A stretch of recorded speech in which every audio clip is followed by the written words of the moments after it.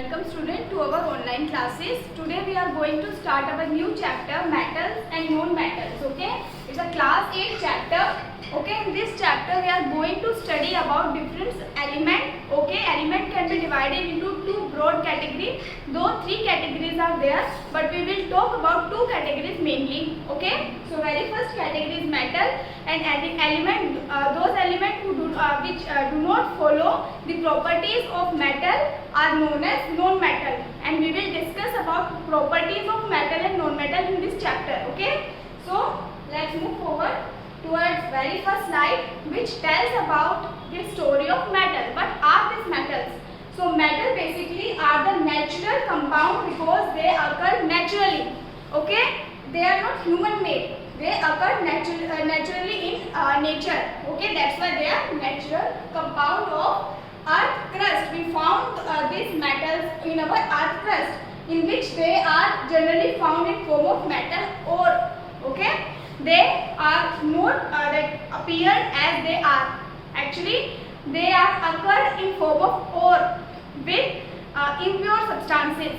Okay, we have to purify our metal to get it to make the useful things from these metals. Okay, we have to remove impurities to get our metals. Okay, associated with each other or with other element. In ore, they are present with that each other. For example, iron. In iron ore, the iron ore can contain impure iron and pure iron together. So we have to purify the impure that iron, and we have to get rid of we have to get pure iron, and we have to get rid of impure iron. Okay, or this iron can associate it with another metal. Okay, for example, copper and iron. So we have to that separate both iron and your copper thing. Okay, in ore it can be associated with impure and pure of same element, or it can associated with two different kind of elements. So we have to purify our metal from the ore. Okay, so they are naturally present in the rock and washed by the surface water. They are present on the rock by the action of surface water and groundwater. In atmospheric dust we obtain these metals. Okay, they are present in rocks, or we found them deep down the earth bedrock or your sea horizon, right? We got all the metal from there. They are naturally occur elements. Okay, now non-metals. So let's talk about the elements in general. So elements are the things which I have talked about just now, and elements can be divided into three categories. First one is metal. Okay, we got the general introduction of metal from the first slide. Then second category is your non-metals, and there is in between category those elements are metalloids, or also known as semi-metals. We will talk about them, but actually metals have specific properties, and non-metals are all the elements which do not possess the metallic property. They don't have specific definition. All the elements which do not follow the metallic properties are referred as non-metal. But what are these metalloids, semi-metals? These are the elements which follow the properties of metals and non-metals. Sometimes they follow property of metals, and sometimes they follow property of non-metals. That's why they lie between these two. Okay, so let's talk about non-metals. So non-metals are those which lack all the metallic attributes, which lack all the properties of metals. Okay, but keep this in your mind. Exceptions are always there, and we will deal with exception in a separate topic. Okay, so some non-metals may possess some attributes of metal also, but they are exception. They are non-metal, but they have few property of metal. It's same case with metal also. They are non-metal, but they have property of they are metal, but they have property of non-metal. They all are exception, and we will deal those exception in separate slide. Okay, but keep this in your mind. Exceptions and metalloids are different things. Okay, exceptions and metalloids are not same, right? So what are the general properties? They are good insulator. Metals are good conductor.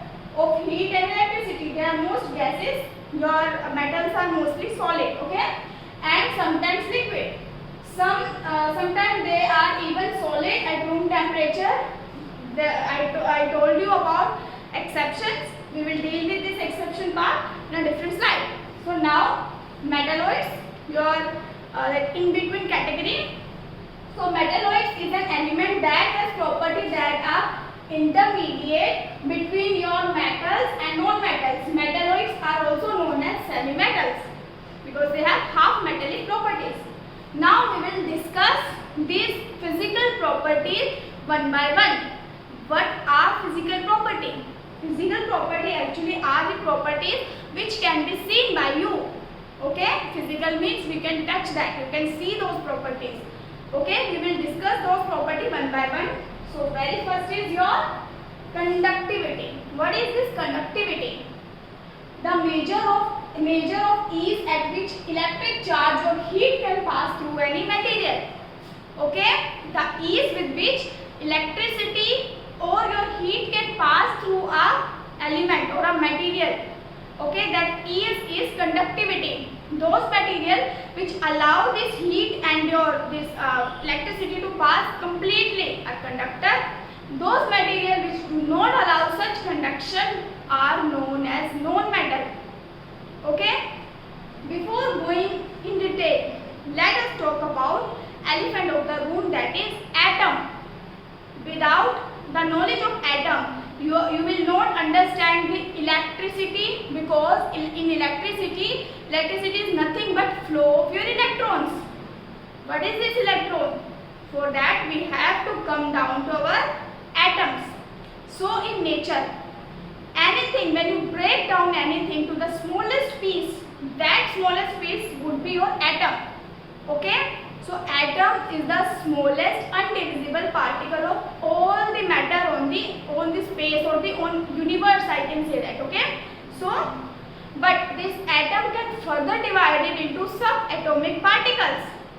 You can imagine this atom as a round ball. This is round only, a round ball. Okay, the center of your atom is having your proton.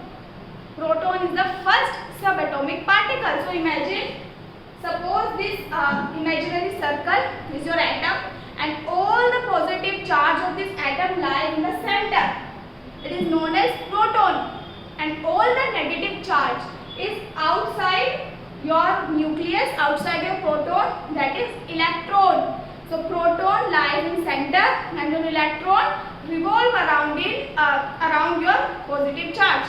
Okay, I can say that static stage. Okay, when this atom is not reacting, what happens? Your proton and your electron are in bond. They form a bond and they are always equal in number. And actually I have skipped third subatomic particle, that is neutron, because neutron do not have any charge, so we will not talk about it. We will study about neutron in detail in higher classes. Even we will discuss this electron and proton also in higher classes. It's not the scope of your textbook, but I am giving you idea, because without atom, if I talk about conductivity, it will be like rote learning. I don't support the rote learning, that's why I am giving you idea what is this conduction. So what happens? All the proton make bond with your electron. Okay, but suppose by giving any that external force, what we do? We can extract the electron out of the atom, and when we extract this electron out of the atom, it will cause the movement. All the electricity, what we do? Suppose the wire, this wire now is having static atom. All the proton and that proton and electron are stable. But when we switch on, we provide the force, external force. What will happen? It will force the electron out of its atom and it will move into another atom with the same wire. Then it will move to third atom, then fourth atom, and that's how it will cause the movement of electron. That's what electricity is. Flow of electrons from one atom to another atom of the wire. Okay, the cause of this flow is your that power which you are giving right? That's what electricity is. Electricity is movement of your electron. Okay, we will discuss about this in detail in your higher classes, or I will provide this additional video for this electron, atom and proton thing. For now, just you have to know this flow of electrons is your electricity, and it's easier, the flow of electron is easier in metals as compared to non-metals, because the surface of metal is plain, because they have surface, they are solid, they are gaseous mostly, and they are liquid. That's why they don't have proper surface. That's why they are good conductor of heat and electricity, because flow of electron is easier in case of metal and flow is not easier in case of non-metal. Okay, I don't want you to just revise or that remember that they are good conductor, they are bad conductor. No, you should know the reason behind it. Why they are good conductor? Because they have proper surface. The flow of electron is easier in case of metal, but in case of non-metal it's not easy because they are gaseous, right? Okay, so we dealt with this. Metals are good conductor of heat and electricity. Non-metals are, with exceptions, are insulator. They do not allow the flow of electrons, they do not allow the flow of electricity. Okay, they are insulator. Next is your ductility, for the same reason. Okay, so ductility is the physical property of material associated with the ability to be hammered or stretched into thin wire. So ductility is ability of any material to be drawn into wires. Okay, metal possesses such property, ductility. Non-metals are non-ductile. We are not able to draw the wires through the non-metals. Why? Because when we pressurize this non-metal, they are brittle, they break down. But when we pressurize our metals, what will happen? They will stretch. They will keep on stretching and we can draw a thin wire out of our metals. We cannot do this process with our non-metals because they are brittle in nature. They break down when we apply the pressure. Okay. Now next one is hardness. All these properties are interlinked with each other. Okay. So ability of material to resist wear, tear, scratching, abrasion and cutting. Okay, those elements which withstand all these things and keep intact its physical property, they are known to be hard, and which the elements which break down on application of all these physical, I can say that physical force, they break down after having this physical force are soft. Okay, so all the metals are hard because they can withstand all of these forces without changing its physical property. But non-metals are soft. They break down on application of such physical forces. So all metals are hard, though there are some exceptions, again and again same thing. Okay, we will deal with the exception later on. Most non-metals are soft. Okay, they are also brittle and break down when we struck with hammer. When we struck metal with hammer, it will change its shape. That's why all your utensils, most of the utensils in your kitchen are made up of metal, iron, steel, right? But we cannot do the same thing with non-metal because they will break down, right? Next is your luster. Luster is shine. Basic meaning of luster is shine. Gentle, shiny light that is reflected from the surface. Again, same explanation. They have surface. So when light strike on surface, it gets reflected back. That's why it shows the reflection is the result of reflection is luster. So it don't have any such surface. But when suppose any non-metal is having surface, I mean any non-metal which is solid will show luster. That's how they have exception. For example, diamond.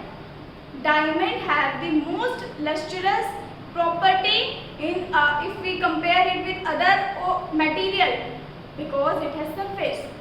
Okay, that's an exception. Otherwise, non-metal do not show luster property. All metal with exception show luster property. For example, silver, copper, or gold. Okay, and we can polish its surface also. They are dull, they do not reflect the light, that's why they lack luster. Okay, metallic luster. Next is malleability. Malleability and ductility are interlinked. Okay, so when we that stretch metal, it will draw into wire, that is ductility. When we hammer metal and it got converted into thin sheet, that property is malleability. Okay, same explanation. They have surface, they have free atoms to move, that's why they are able to stretch. They do not have any surface, they are not able to stretch, that's why they don't possess such property. Okay, so the quality of something that can shape into something else without the breaking, that property is malleability. Okay, metals such as silver and aluminium are malleable, which means they are able to be beaten into thin sheet. Non-metal break easily because we cannot convert them into sheets. Next one is physical state. Physical state basically is how these elements are present at room temperature, how they exist, in which state they exist in room temperature. That state is known as their physical state. Most of the metals, with few exceptions again, are solid at room temperature, but most of the non-metals are liquid or gaseous at room temperature. Okay, with exception, for example, mercury. Mercury is, though it's metal, but it's liquid at room temperature. It's an exception. Okay, next is your sonorous. For sonorous, I will take you back to your sound chapter. In sound chapter, we read one thing. What was that thing? That thing is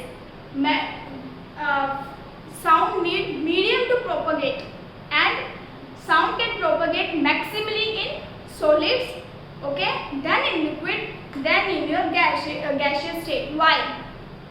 The answer is because the atoms of your solid are compactly arranged, right? They are compact, they are in close proximity with each other in case of solid. Then in case of liquid, they are slightly far apart from each other, but in case of gases, they have wide gap between them. Okay, so what happened in case of sound? The sound had to travel from one molecule to another molecule. In case of solid, molecules are in close proximity. So your sound from one molecule can easily get transferred to another molecule because they are in touch with each other. They are in close proximity. So sound is maximum in case of solid. Then secondly, it is that good in case of liquid. I can say that good. But the sound traveling is worst in case of your water, in your gaseous state, right? And now you have to link all the metals are solid and all the non-metals with exceptions are gaseous and some are liquid. That's why metals are sonorous. They are able to produce the sound, right? You have to link these things because they are mostly solid. They are mostly gaseous or liquid. They are not able to produce the sound. Okay? Next is examples. Physical properties are over. We have covered all the physical properties. Example: iron, copper, aluminium, calcium, magnesium, and most of your elements are metal. And they are solid mostly. Sulfur, carbon, oxygen, phosphorus, etc. are your non-metals. Okay, so that's all was your physical property. Okay, we have covered physical property part. Now we will deal with chemical properties of these elements. Okay, so I have discussed that what are the physical properties. Physical property are the property which you can feel, you can see, you can touch with your sense organ. But chemical properties are not of those kind. You are not able to touch them. You are not able to maybe feel them also. Okay, that's why they are chemical. Okay, how they change? In 6th class we have dealt with this chemical change and physical change, right? So chemical changes change within the body, right? So we will discuss all those chemical change in our next slide. Okay. So very very first is reaction with oxygen. How your metal and non-metal react with oxygen. So when metal react with oxygen, they form metal oxide, which is basic in nature. Metal plus oxygen, they will form a metal oxide, and that metal oxide is basic in nature. Okay, you know about acid and base, right? So the metal oxide so formed is basic in nature. For example, copper plus oxygen, it will form copper oxide, which is black in color and it is basic in nature. pH is above 7. Okay. Then aluminium and oxygen, aluminium oxide, again basic in nature. Okay. Magnesium plus oxygen, magnesium oxide, again basic in nature. Okay. So whenever a metal react with oxygen, it will give metal oxide, and that metal oxide is basic in nature. Next is the reactivity of metal with oxygen differ. It's not same all the time. For example, sodium and potassium react so vigorously with air that they catch fire. The reaction is so strong that it will catch fire whenever your sodium and your potassium react with air. Air is, I mean by air I mean oxygen. Whenever they react with oxygen, it will catch fire. That's why whenever we keep them in open, that's why we always immerse them in kerosene. This is very important thing. Why we immerse sodium and potassium in kerosene? Why we store our sodium and potassium always in kerosene? We store potassium because air is everywhere. If you keep sodium here, it will react with air and it will catch fire. You have to keep this in your mind throughout your life, because if you that take this science as that subject in a higher class, you should know this. The basic thing: never keep your sodium and your potassium in open. Always immerse sodium and your potassium in kerosene. Otherwise, if you keep them in open, they will catch fire easily because their reaction is vigorous, instant reaction. Okay. The surface of magnesium, aluminium, zinc and lead are covered with a thin layer of oxide. Okay. What is it? Surface of magnesium, your aluminium, zinc and lead are covered with a layer of oxide to make sure they do not get oxide anymore. They will not get rust anymore because they are already having a surface of oxide. Unlike your iron, unlike your copper, right? Copper and iron get oxide, and that's where the rust come into play, right? Iron rust, rusting of iron, rusting of copper is there, but it's not in the case of magnesium, aluminium, zinc and lead. Why? Because they are already having oxide layer over it. Okay. Next is same thing which I have discussed. Iron does not burn when heated. Iron fillings burn vigorously. That's very different kind of thing, that iron does not burn. Okay, if you keep a proper iron, it will not burn. But when you convert this iron into small iron filling, it will burn vigorously. Okay. Next is copper surfaces is coated with a thin layer of black copper oxide to prevent process of further oxidation to take place. Your that iron rust is of brownish color. Okay. Your copper rust is of blackish color. Okay. When copper rust, it will convert into blackish color. Iron rust will give it that brownish color. Okay. Gold and silver do not react with oxygen at all. That's why we use them to make jewelry, because they do not get oxidized. They will not rust over years and years. If you use them for that 100 of years, then also they will not oxidize. That's why we use them in jewelry. Next is oxide of non-metals formed when it reacts with oxygen. Again, non-metal also form the oxide like your metal. Okay. Oxide of non-metals are acidic. Oxide of your metals are basic. Oxide of your non-metals are acidic in nature. Okay, or neutral also. Sometimes it's acidic and sometimes it's neutral. When sulfur react with oxygen, we will get sulfur oxide. For example, F plus O2 SO2, which is a pollutant. Your sulfur oxide is a pollutant. Okay. When sulfur dioxide react with water, it will form sulfuric acid. I hope you have heard this acid, because in a higher class you will be hearing this term over and over again, sulfuric acid. How this sulfuric acid form? Firstly, your sulfur react with oxygen to form sulfur dioxide, and again this sulfur dioxide react with water to form sulfuric acid, H2SO4. SO3 in this case, but will balance the reaction, it will be H2SO4. Okay. Reaction of metal with water. Firstly, we discussed about reaction of metal and non-metal with your oxygen, air. Now water. When metal react differently in case of cold water, hot water and steam. Okay. So firstly, metal plus cold water will give metal hydroxide plus your hydrogen. Whenever metal react with cold water, it will give your metal hydroxide plus your hydrogen. For example, iron plus cold water will give ferrous hydroxide. Ferrous is a scientific name of your iron only. It will give ferrous hydroxide plus hydrogen. Copper plus cold water will give copper hydroxide plus hydrogen. Okay. When metal react with steam, hot steam, it will give metal oxide. Okay, because now this liquid, we are talking about water. When water converted into steam, it is gaseous stage, and with gas the metal form oxide. That's why with steam metal will form metal oxide and hydrogen.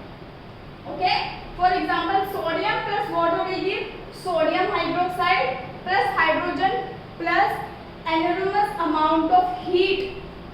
When you add sodium to water, it will give enormous amount of heat. It can burn also. Okay.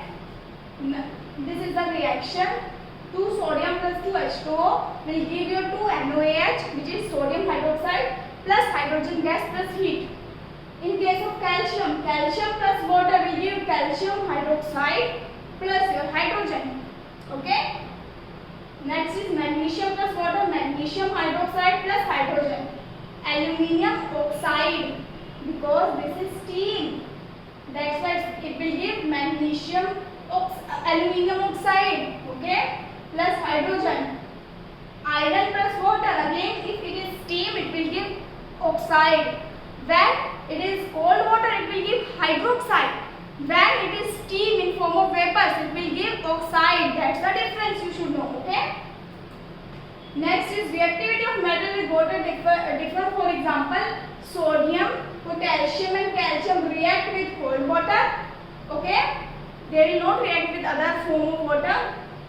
Magnesium reacts slowly with hot water to form slightly soluble magnesium hydroxide. Magnesium can react with hot water, but not that much. Okay, if it will react, it will give your magnesium hydroxide. But your sodium, potassium and calcium will react with cold water only. Then your aluminium, zinc and iron react with steam only. It will form metal oxide only. Aluminium oxide, zinc oxide and iron oxide. Okay, they will react with steam only. They will not form hydroxide form. Lead, copper and silver and gold will not react with water. If you keep your jewelry, gold and your silver in water, they will not react with water at all. Okay, neither with your steam nor with your cold water or hot water. Okay, so calcium and magnesium float on water as bubbles of hydrogen stick to their surface. When you keep your calcium and magnesium in water, it will float as bubbles in your water. Okay, the bubbles are of hydrogen. When you dissolve the calcium or magnesium, it will form calcium hydroxide or magnesium hydroxide, right? And those appear as your bubbles. The hydrogen so formed will appear as bubble. Next is non-metal do not react with water, but it is usually very reactive in air. Non-metals are reactive in air, but they do not react with your water. Okay, which is why some of them are stored in water. For example, one of the highly reactive non-metal is phosphorus. So metals do not react with water but they react in air. So it is advisable to keep your non-metal dissolved in liquid form than to keep them in air, because they react with air but they do not react with your water. Same thing you can explain for your sodium thing also. That's why we that dissolve it in kerosene and catches fire when they are exposed to air. That is why it is stored in water to prevent the contact with atmospheric oxygen. So phosphorus is always dipped in, or always we keep the phosphorus in water so that it will not react with your atmospheric oxygen, to avoid such situation, because whenever your phosphorus when it come in contact with your oxygen, it will result in vigorous heat production. To avoid that, we keep it in your that water. Next is reaction of metal with solution of other metal salt. Your metal plus salt